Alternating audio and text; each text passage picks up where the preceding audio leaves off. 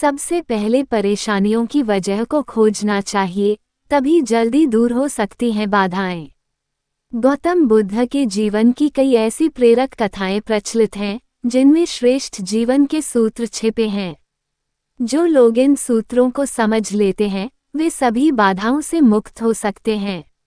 यहाँ जानिए बुद्ध से जुड़ी एक ऐसी कथा, जिसमें उन्होंने रस्सी का उदाहरण देकर समस्याओं से निपटने का तरीका बताया था। कथा के अनुसार बुद्ध रोज अपने शिष्यों को उपदेश देते थे। एक दिन सभी शिष्य बुद्ध के उपदेश सुनने के लिए बैठे हुए थे। बुद्ध अभी तक वहां पहुंचे नहीं थे। कुछ देर बाद बुद्ध एक रस्सी लेकर आए। सभी शिष्य बुद्ध के हाथ में रस्सी देखकर सभी शिष्य अचंभित थे।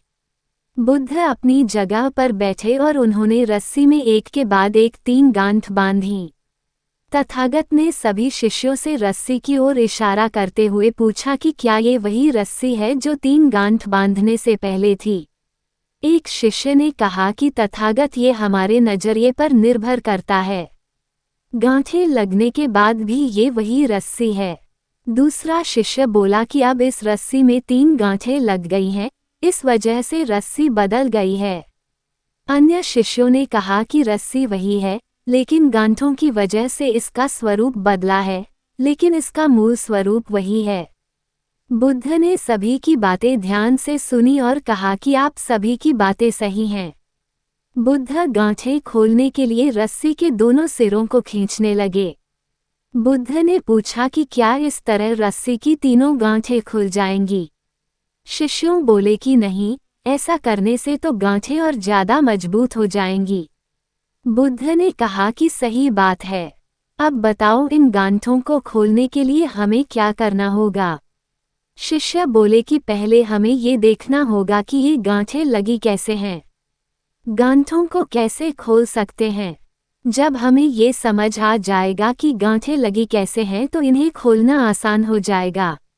बुद्ध शिष्यों की बात से खुश थे। उन्होंने कहा कि ठीक इसी तरह हमें समस्याओं के लिए भी सोचना चाहिए। परेशानियों का कारण जाने बिना उन्हें सुलझाने की कोशिश में बात और ज्यादा बिगड़ सकती है। इसलिए पहले समस्याओं की वजह को समझें और फिर उन्हें हल करने की कोशिश करेंगे तो हमारी समस्याएं जल्दी सुलझ सकती हैं। दोस्तों, यह मोटिवेशनल स्टोरी आपको कैसी लगी एक प्यारा सा कमेंट करके जरूर बताइएगा।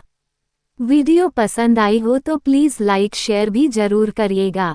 और अगर अभी तक आपने हमारे चैनल को सब्सक्राइब नहीं किया है तो प्लीज़ दोस्तों आपसे रिक्वेस्ट है हमारे चैनल को सब्सक्राइब जरूर कर लीजिएगा। हमारा साथ देने के लिए आप सभी का दिल से धन्यवाद।